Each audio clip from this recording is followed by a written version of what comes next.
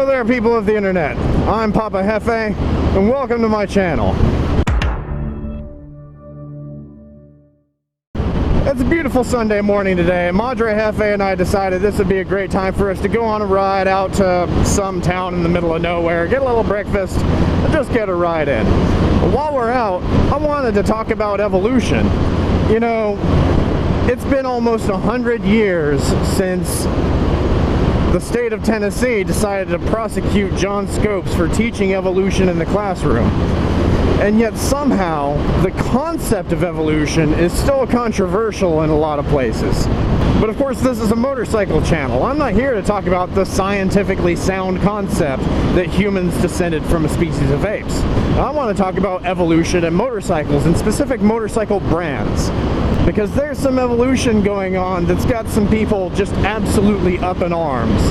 And frankly, I find the whole thing absolutely ludicrous.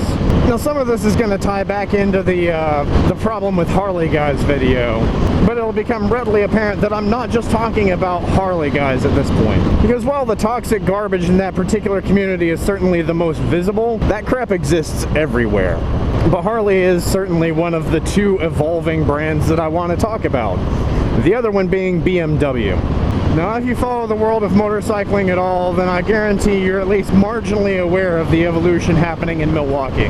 America's largest and oldest motorcycle manufacturer is undergoing a little bit of a renaissance right now, and to say that that's coming to mixed reviews is an understatement. And of course, all this started with them killing off the Dyna platform and introducing the new generation of Softails, but it goes much further than that.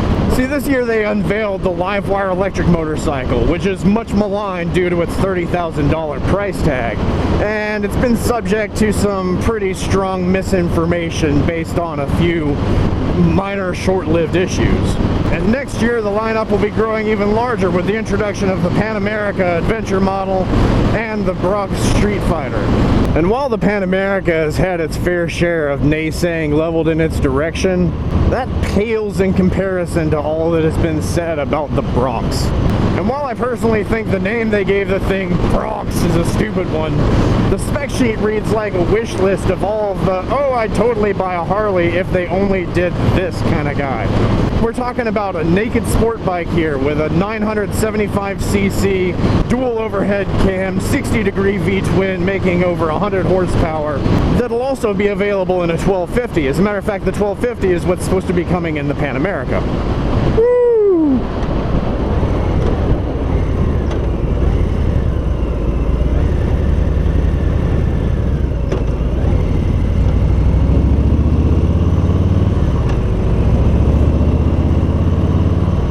And wouldn't you know it, all the people who've spent the last 20, 30, 40 years saying, oh, I would totally buy a Harley if they just started doing the things that other manufacturers do, if they would just get with the times, suddenly all those people are silent.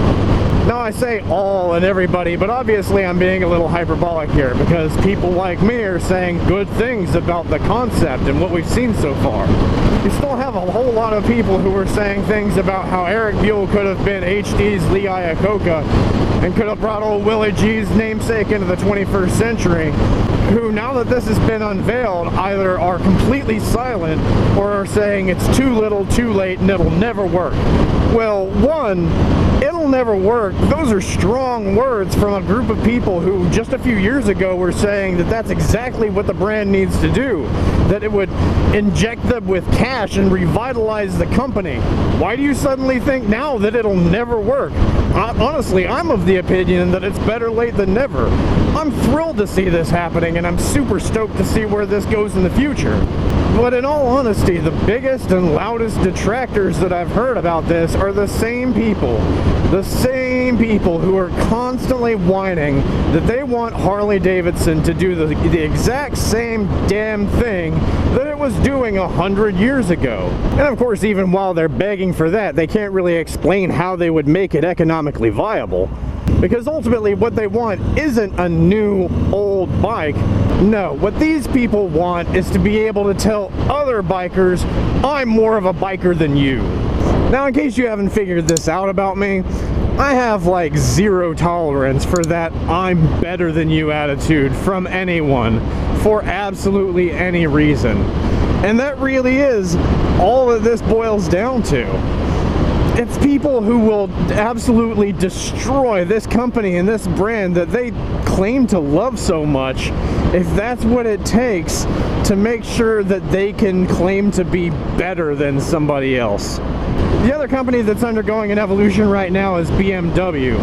In case you don't know, they recently unveiled their concept R18, and it is, in my opinion, absolutely gorgeous.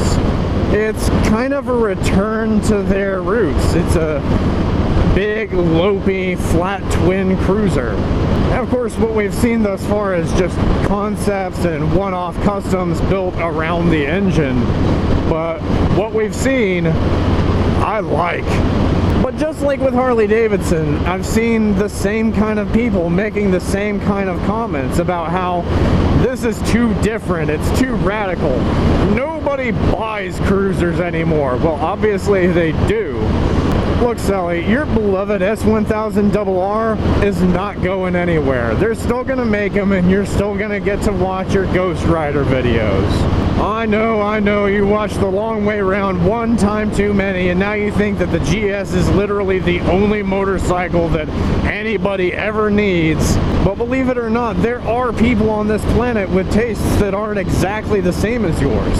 And this entitled, whiny attitude of, but why aren't they catering to me, is just stupid. It's childish. You know, all the big manufacturers make some bikes that I just don't like. But that's okay, because somebody likes them. And at the end of the day, that's cool. That's their ride. Let people like what they like. And if you think that the HD Bronx and the BMW R18 are just absolutely terrible ideas, that's fine. You're entitled to your opinion, even if it's objectively wrong. Anyway, that's all I really had to talk about. I just needed to get that off my chest. It's an absolutely gorgeous day out today, and I'm really happy you could come along with me on this ride. Madre Jefe and I have had a fantastic morning. We got burgers at Harley's in Citronelle because, well, we missed the breakfast menu by literally 3 minutes. But it was still an outstanding ride anyway, and that was really the point of going out today.